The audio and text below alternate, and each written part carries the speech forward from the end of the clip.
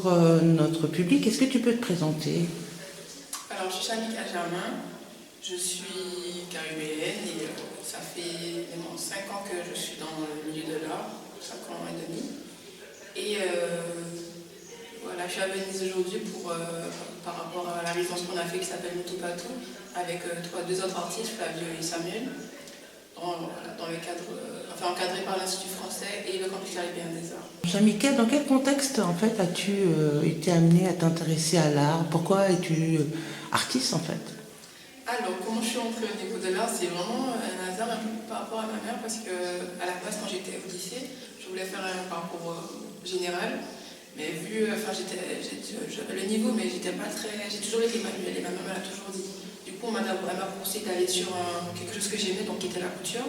Donc j'ai fait un parcours de mode pendant 4 ans également, et je me suis rendu compte que j'aimais vraiment toucher la matière, créer des nouvelles choses. C'est vraiment sentir la matière. Quand tu fais un vêtement, tu passes par toutes les étapes, le dessin, la modélisation, les patronages, et après tu as le vêtement fini, le produit fini.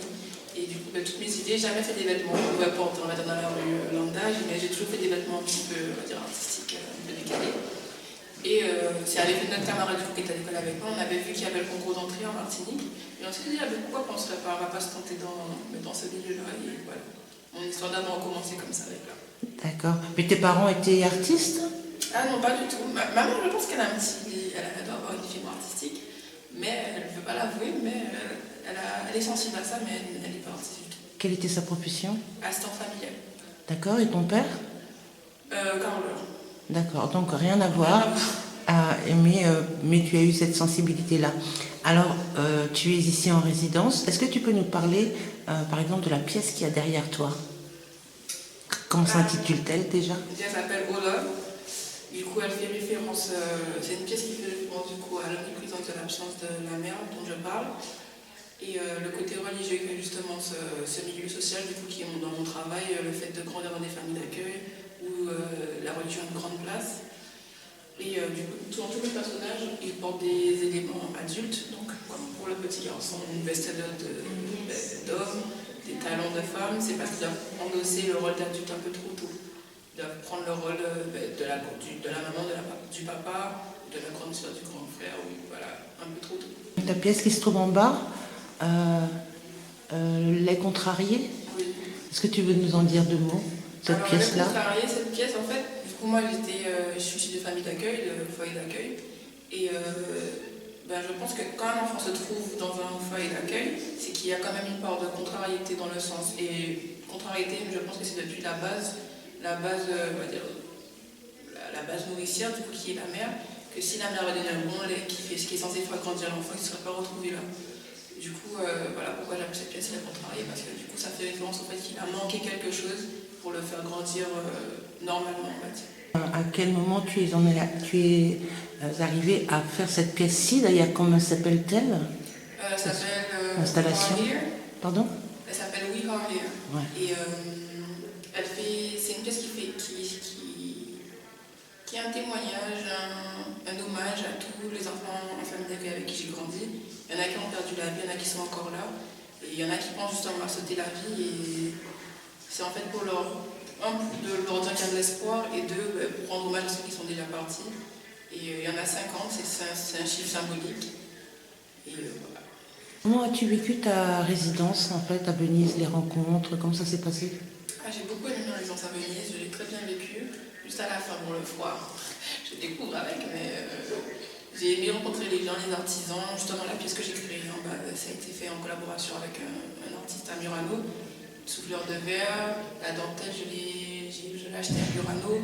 Murano qui est l'île où on travaille la dentelle à la main, donc tu vois les petits gars travailler à la main. C'est vraiment un travail que j'ai aimé faire parce que je me suis rendu compte qu'en fait, même le côté flottant qu'il y a sur cette pièce, le film de pêche qui l'a fait flotter, Venise est sur l'eau en fait, donc je trouve que ça a tout son rapport, tout est connecté. Shamika, on a parlé de cette pièce tout à l'heure. J'ai cru comprendre que tu avais réalisé une vente. Ah oui. Ouais. Alors, quel genre de personnes achètent ce genre d'œuvre? Là, dans ce cas-là, c'est une galeriste de Thaïlande qu'il a acheté. Et tu vas en réaliser d'autres, n'est-ce pas? Je pense que c'est le début d'une grande série. D'accord. En fait, elles sont jamais pareilles, mais ça va être l'élément de départ d'une série assez intéressante que je vais Réaliser. Et donc la couleur rose, moi ça me paraît genré, justement. Non, c'est vraiment référence dans toutes mes peintures, même les petits garçons sont représentés en rose. C'est pas vraiment rose pour la couleur genrée, c'est vraiment par rapport au côté écorché, côté peau, enfin pas peau mais chair. En fait, que c'est vraiment quelque chose qui est intérieur, c'est pas superficiel. Et je sais que tu es aussi vidéaste, ou Oui. en tout cas que tu as réalisé une vidéo, In Memory. In Love and Memory. In Love, in Memory. Est-ce que quel est le thème de la vidéo? Alors dans cette vidéo, on peut voir des enfants qui font une marche, donc des éclaireurs, qui font une marche d'adieu à un ami qui est mort. Et il y a deux parties, il y a une partie tournée en Jamaïque et une partie tournée à Saint-Martin. Et en fait, c'est les deux scènes qui sont mélangées, ce sont des rituels en fait, des rituels de revoir, de départ et de laisser pas tout ce qui doit partir. En fait. Tu habites à Saint-Martin et J'habite entre Guadeloupe et Saint-Martin en ce moment. quelle est la fonction de l'art selon toi? Pour moi, l'art est d'abord là pour transmettre un message fort et pas forcément avec des mots, mais quand on voit quelque chose, du coup, visuellement, il faut que ça nous impacte, que ça nous parle et que ça nous laisse un souvenir ou une leçon à retenir dans tout ça. Parce que souvent, on n'aime pas trop on n'aime pas les remontrances, on n'aime pas lire, on n'aime pas écouter, mais voir, ça marque. On est dans une génération très visuelle. Et pour moi, l'art, c'est vraiment un moyen de communication important. Est-ce que tu penses qu'il y a un message qui serait spécifique à des catégories ethno-raciales, ou est-ce que tu penses qu'il serait transversal et parlerait à tout le monde de la même manière? Ton travail, par exemple. Ah non, mon travail ne parle pas à tout le monde de la même manière parce que justement dans la Caraïbe, le fait de voir des berceaux cercueils, ça peut faire référence des fois au Goga del Zafé, au vaudou, alors que pas du tout. Quand c'est montré par exemple à Aruba, il y a d'autres significations qui sont plus fortes. Donc eux, ils voient ça comme une renaissance. Quand mon travail est montré aux Bahamas, il est vu différemment parce que c'est pas la même culture de la sorcellerie, etc. Donc il est interprété très différemment. Mais toujours par une communauté afrodescendante qui comprendra le signe. Qui comprendra le signe, voilà. Donc, quand tu présentes, là tu m'as dit que c'était une japonaise, je crois, une asiatique, personne, une thaïlandaise, pardon, qui avait acheté ton œuvre. Est-ce que tu as eu l'occasion de discuter avec elle pour savoir ce qui l'intéressait?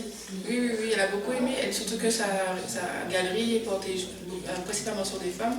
Et elle a aimé savoir que je sois d'origine étrangère et que je suis ce discours-là parce que dans les pays comme la Thaïlande, etc., c'est des sujets qui sont assez d'actualité en fait. Le lien de la mère qui doit se séparer parce que des fois ils ont trop d'enfants dans un foyer. Elle m'a dit que ça lui faisait beaucoup, il y a beaucoup de références en fait. D'accord. Ok, je te remercie beaucoup, Shamika. Ouais, toi.